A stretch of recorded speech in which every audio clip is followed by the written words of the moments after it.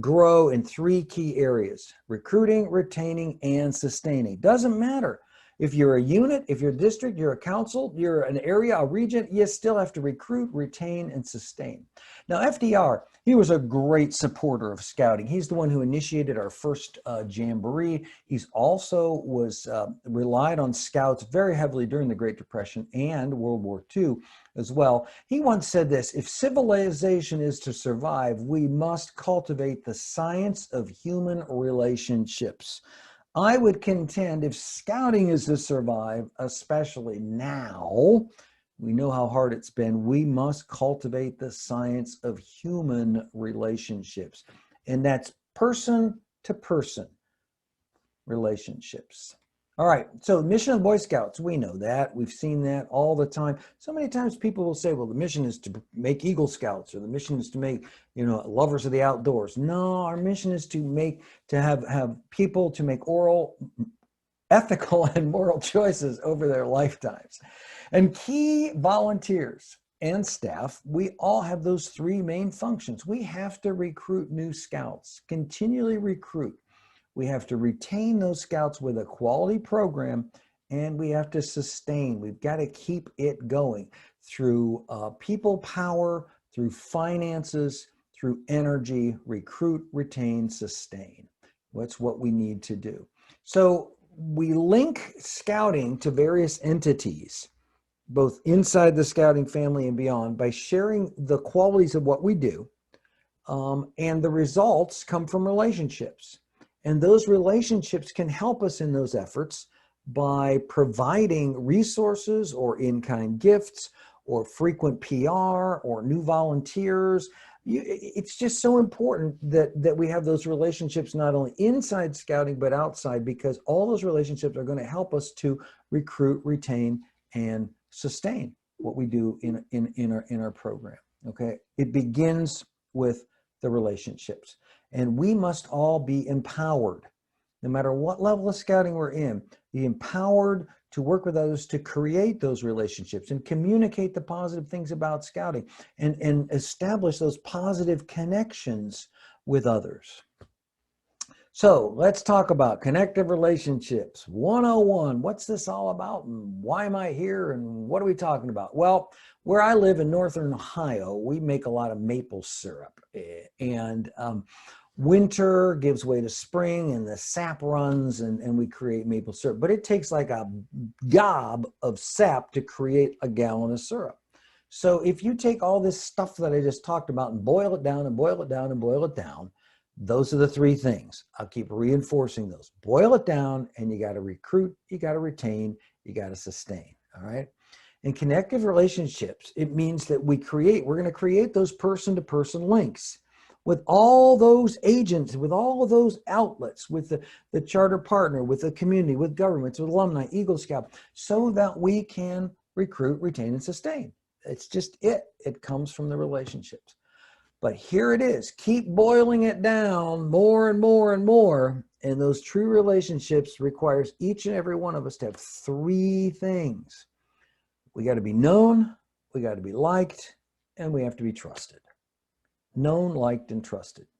All right, recruiting. There's usually people that take care of that in each unit, each district, each council. Retaining. There's usually people that help us and remind us and provide us resources and guide us in that. Sustaining. There's people that are going to help us to do that through whatever the outlets are, whether it be in a district or a council or a unit. But all of those together are going to equal growth. They'll have to equal growth if they're working on together. But connective relationships ties those all together and helps us to build each one of those areas to contribute to that growth. It's connecting those links between scouting and others. Okay, you got that. You got that. Okay, so we move on. I have this quote here from one of my favorite people, John Maxwell. And John Maxwell says that we cannot succeed without the help of others. Relationships help us to reach our full potential. All right. And in so doing, keep boiling down farther. And I don't know, do you have IKEA where you guys, I don't, we don't have IKEA. We have IKEA in Columbus. It's about a 2-hour drive to IKEA in Columbus, 2-hour drive to IKEA in Pittsburgh for us. I think there's one in Louisville, or I don't know where. But if you've ever been to IKEA, you know, they have this, it's a Scandinavian-based company where they create all this furniture. Well, you have the IKEA guy, the IKEA man, he's on the instructions, and they give you these instructions, and they're all basically cartoons to tell you what to do, because IKEA is they produce these in so many different countries, they don't even bother to put it in any language other than the IKEA man. But you have to follow each step. Step 1, step 2, step 3, step 4. You don't follow those steps, you're sunk, and your IKEA man's going to be crying real fast if you don't follow those steps. Well, it's the same in creating relationships. One leads to another. First, step 1, you have to be known. You have to be known. Once you are known, then you can be liked. And once you are liked, then you can be trusted. And when those three are working together, you have a good, solid relationship. Known, liked, trusted. Being known, liked, and trusted creates relationships. Relationships help us to recruit, retain, and sustain. All right. But how in the heck are you supposed to be known? Well, there are a couple ways, and okay, this is Mark and myself and another chaplain in 2013, Glenn Harris. He's a priest in Illinois, and the three of us just sort of bonded like minute one and worked together during that jamboree, which was an experience because it was the first one at the summit. If you were there, it was really muddy, but anyway. So when our first meeting of the subcamp, we were in C2, the first meeting of the subcamp was there. It said that we've got all these jobs that have to be done. And there was this whiteboard with all these jobs. And one of them says, clean all bathhouses. And so there are 12 latrine bathhouses that need to be cleaned. And so Mark and Glenn and I just all kind of looked at each other and said, we'll do it. So the chaplains raised their hands and said, we'll do it. And so for a whole day, we didn't mess with anything else but cleaning these bathhouses, okay? And we cleaned them all. There's Mark hard at work. But like around bathhouse number 10, Glenn and I thought, wait a minute, well, how come we're the ones cleaning the toilets and Mark's cleaning the sinks? And so I said, hey, Mark, how come, wait a minute, why are you cleaning the sinks and we're the ones cleaning the toilets? And Mark said, well, because I'm United Methodist. And we said, oh, okay, well, all right, whatever, so we were the ones that ended up. But here's my point. My point is to get known, do something together, create a memory, do something together right away, because when you start working together, you get to know each other. When I was a young staff member on our summer camp staff, day 1, hour 1, minute 1, as soon as you reported for staff week, you went out with the tent crew and started setting up tents. So if you didn't know people, you're already working with people setting up tents. You're working together. And by working together, you get to know each other. Mark and Glenn and I got to know each other fantastically. I've had other things where I worked with people and gotten to be well known. I still work at our summer camp. When I retired, I wanted to go back and help, and I oversee a lot of the administrative aspects and also in the chaplain and the commissioner. I work with the clerks and others, but day 1, hour 1, minute 1, when the clerks arrive, and we have 3 plus another administrative assistant, we start assembling packets for units. And we got 175 units or something for the summer, and we're assembling pages of packets for each unit leader. Now, I do that for 2 reasons. Number 1, the packets have to be assembled, but number 2, it gets us working together, doing something together, talking, getting to know one another. We listen to music. I listen to my music. They like it. I listen to their music. I tolerate it. But we get to know each other, and that's the key. You want to be known, do something with someone else. It's the best way you can be known. Now, once you're known, you got to be liked. And there's the question, how in the heck are you to be liked? That's not the easiest thing. It's easier to be known. It's a little tougher to be liked.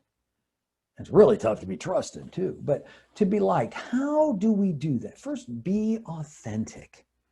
Be yourself. And it's not that easy nowadays to be yourself. Psychology Today had a great article in April 2019 about that. It says it's hard to be yourself in a technological age. You're bombarded with media. It tells you what to do, what to think. And we have all this social media and people put their opinions and people are agreeing with stuff that they don't necessarily normally agree with, but they do it anyway. And it's hard to be yourself. But when you are authentic, it is a way to be liked, especially, and I hate to say this, especially with the younger generation. I mean, and I can get along with, I call them kids. They're not kids, they're teenagers on our camp staff, merely just by being more authentic than anything else. I don't try to play games, I just am me. And they understand that and they know that. It's the same with all of us. Be authentic, be yourself.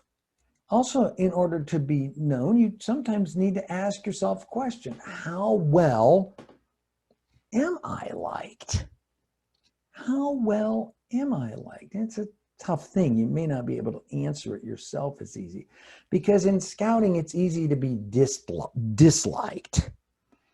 And this plays out all across the country. I don't know exactly what it's like there in Buffalo Trace, but in many councils, one of the biggest ways is by always volunteer. If you are always volunteering yourself, it tends to allow you to be more disliked than liked.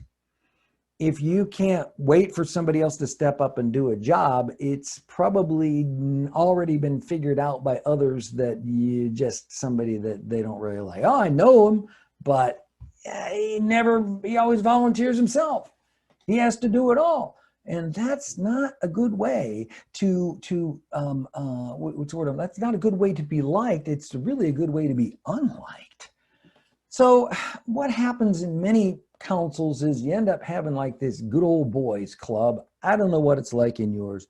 Across our region, across the country, I know that sometimes councils can have their good old boys club. And that is actually a deterrent. It distracts people and deters people, turns people away from wanting to like you. And it still goes on in many key areas of councils. And again, I have no clue what it's like in your council, but in many councils, even though the National Wood Badge developers changed this years ago, there's still this problem in the fact that many wood badge courses and now NYLT courses and other things are still controlled by the same group of people.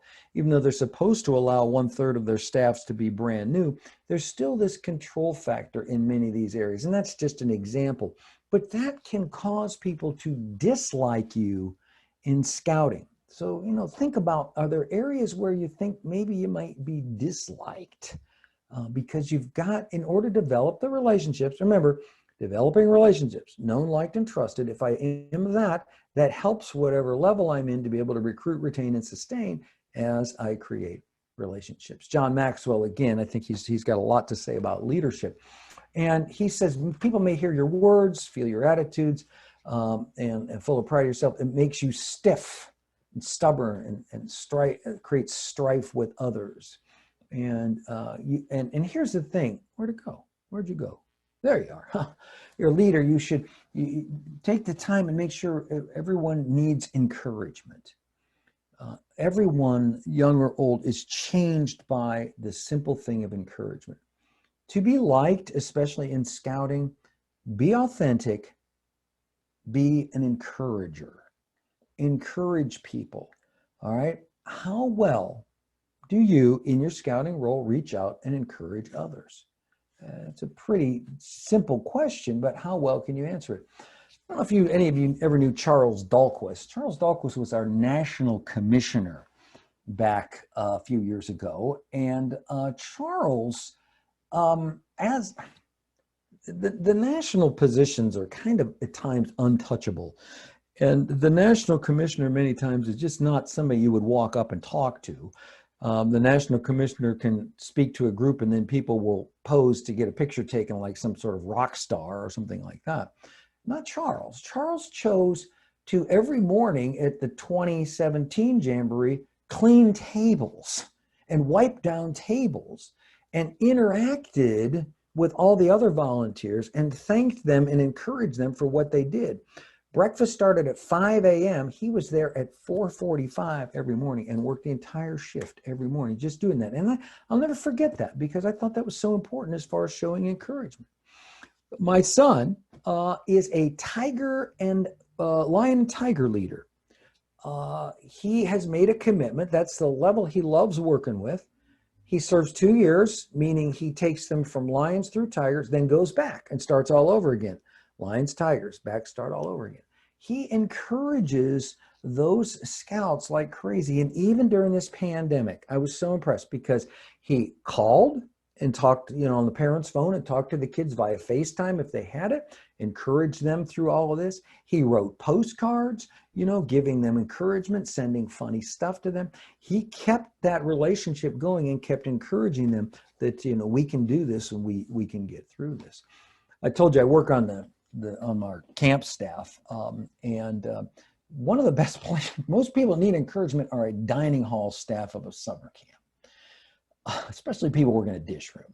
So I always make it a point to go talk to them, thank them so much, encourage them, even the gang sweating it out in the dish room on a 90-degree day, just thanking them so much for what they do. It's how well you can encourage people honestly and genuinely that's going to help you be liked for being the authentic person you are.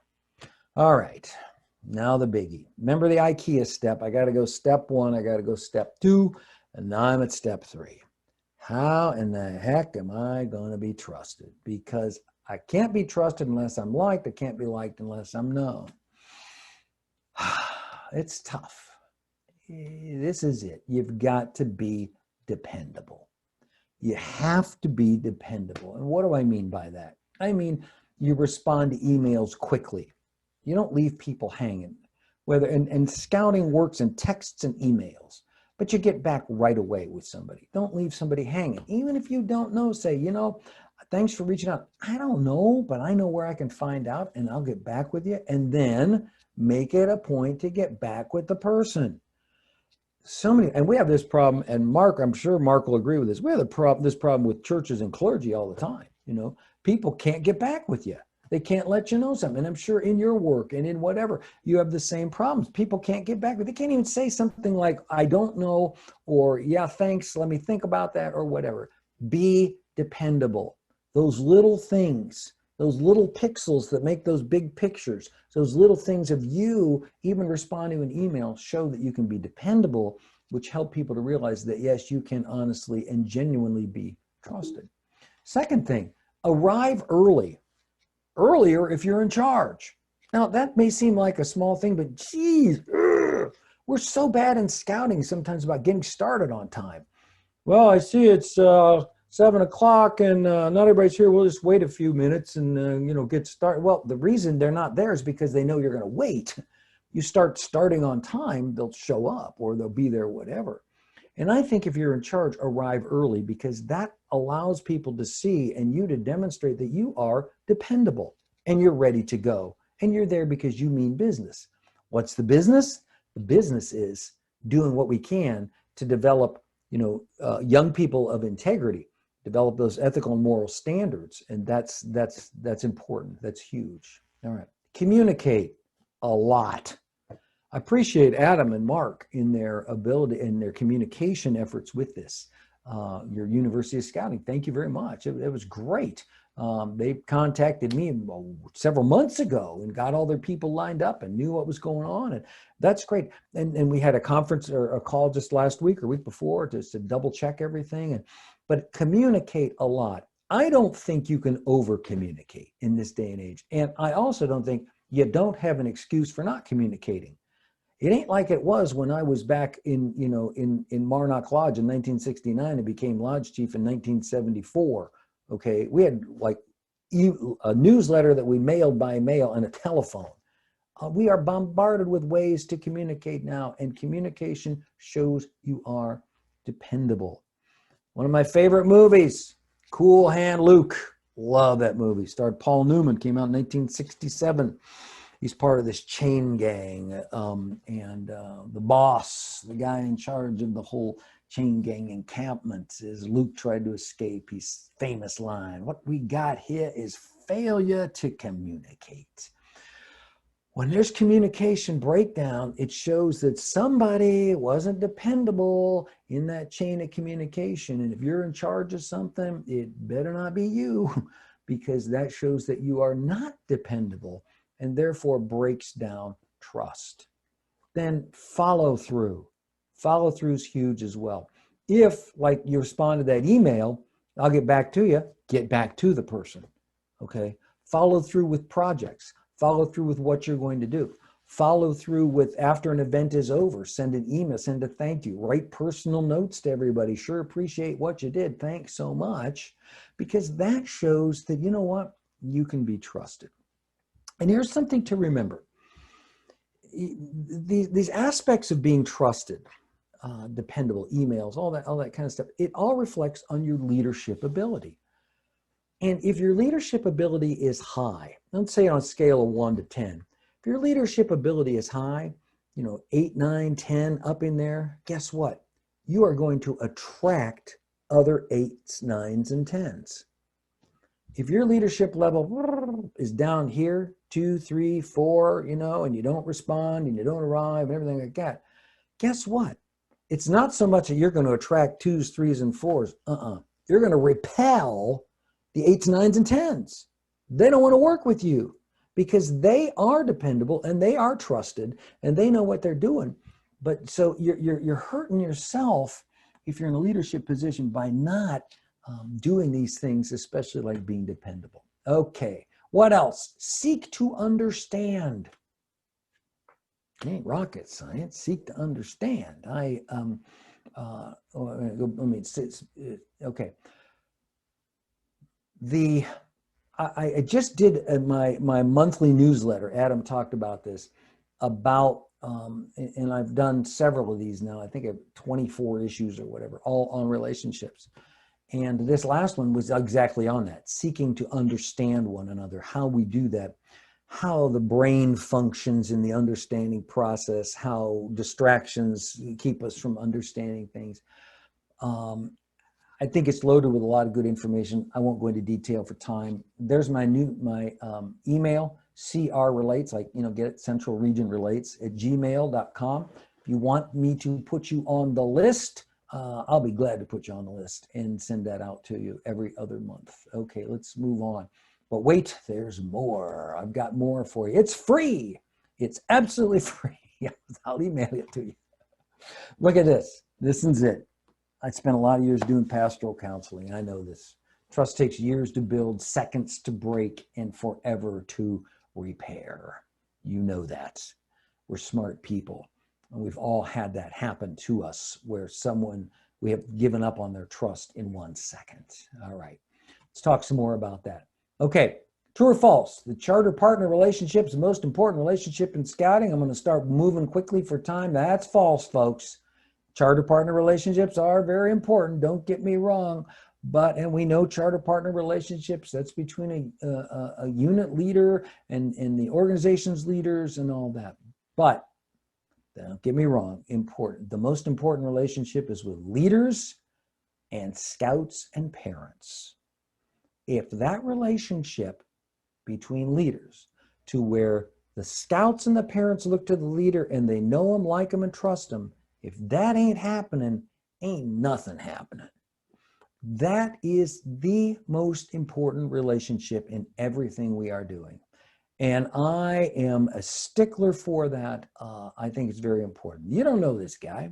That's Bill Miller. Bill is 97 years old, retired full-bird colonel in the Army Reserve, served at served in Normandy, was at the invasion of Normandy, and then later went to the Battle of the Bulge, scoutmaster for over 50 years, and developed a huge relationship with his scouts. Every Christmas, I don't know, they're not this year, unfortunately, but every Christmas they have a get-together of all the people he's touched, and they will have hundreds show up at this big banquet hall every year just to pay homage to this guy, because he was one of the people that launched them. And we're talking people that are some serious things. One of his scouts is now the Ohio Secretary of State.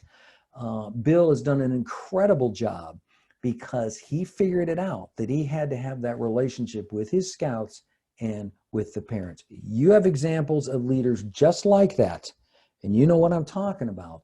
And we all need to emulate them and understand how important that relationship is. Okay, second most important relationship, we got to have leaders to leaders. Ain't nothing worse than leaders that don't get along. And I can't stand it when leaders can't play well in the sandbox. All of a sudden, everybody has to bring in their political agendas or their thoughts about this or their whatever about that. And people can't even get along. And what happens when leaders can't get along with leaders? Trust is lost. And we have this terrible thing called conflict. And it's like a rock'em sock'em robots thing. I've seen this. I've gone into unit committee meetings to where I've had to go in as a chaplain and try to create peace and make peace. And it's just awful. It's terrible. That kind of stuff has to stop. And it does play out all across our country in councils and districts and units everywhere. Leaders need to get along with one another. I mean, what's so hard about that? Known, liked, and trusted. Develop those. I can guarantee you, though, what's happened in every one of those conflict situations is usually the liked and trusted part breaks down. I learned this when I took Wood Badge way back in 1981. Said, if we're not going to have fun, then why are we even doing this? We've got to have fun. Scouting has to be fun. So think about all the connective relationships that you have, opportunities you have to make connective relationships in your council, your district, your unit. There are tons of them. A few things will pay off better dividends than when you create relationships.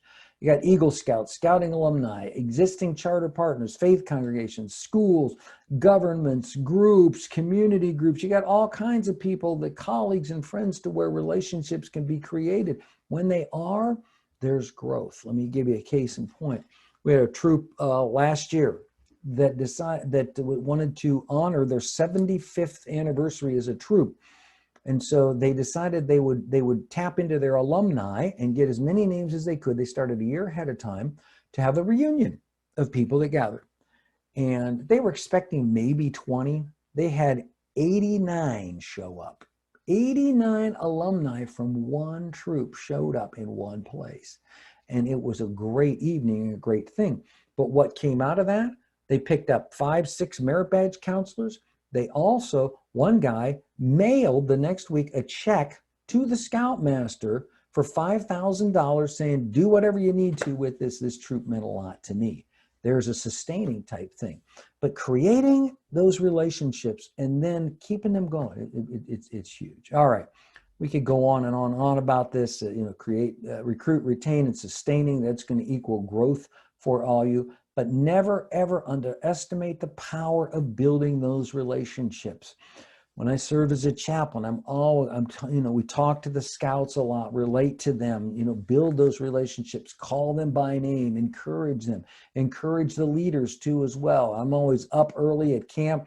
I'm around the coffee pot at 6:30, 6:45 every morning, greeting those leaders, encouraging them, especially if it rained last night or long about Thursday when all the kids are ripe in 90-degree weather, and thanking them so much for their time and energy. And it's important that we do that. But one of the ways too that I like to create relationships is I'm not afraid to on everything. I'm helping at a church again, and I wear a jacket. I have a pin. I wear an Eagle Scout pin or a scouting pin of some sort. I'll wear scouting hats, shirts, whatever's, just to strike up a conversation, to talk about scouting. And now more than ever, it's important for us to have a relationship and strike up those conversations, because the first thing they ask now is, so are the Boy Scouts in trouble? I keep seeing all these ads on TV. Luckily, those are gone. But it gives us an opportunity to explain about that and to say, scouting's a great thing. It is the best thing. We are in the leadership development business, and we are doing a great job of creating leaders. And scouting is a safe location for your kid to be, your child to be. One other relationship creating thing, let me tell you, a guy on the right I worked with on camp staff in the 70s and 80s. He worked many summers as our rifle instructor, and then I lost track with him. Well, back about 5 years ago, I ran into him at the mall, and we started chatting and talking and everything. And he said, "You still in Scouts?" "Yeah, I still am." He says, "Wow, I haven't been out there in a long time. I'd love to come out." "Sure, come on out." took him out to camp then. We walked around, and next thing I know, he's interested. Next thing we know, he wants to, help out. Next thing we know, he's talking. He wants to know about getting onto our weekend campmaster corps. Anyway, long story short, he said, I'd like to do something for the camp. What do we need? I said, well, boy, we could use a really nice state-of-the-art picnic shelter, big honking picnic shelter. Boom, he said, I'll do it. And that was a $50,000 shelter. And he built it in honor of his family and his father, who was his scoutmaster. But he did it. We created that relationship. And now he's a part of our executive board, all from a conversation, all developing relationships. So relationships can help us recruit, retain, and sustain. But wait, there's still more. Think of the ways your council can recognize people. Because when you recognize people, you are creating incredible relationships, and there are a gazillion ways for you to be able to do that, even at the district level or at the troop level too as well. That's me. There's my email. You got any questions, or if I can help you in any way, give me a shout, give me a holler. I'll be more than happy, but my time is up and I went past, and I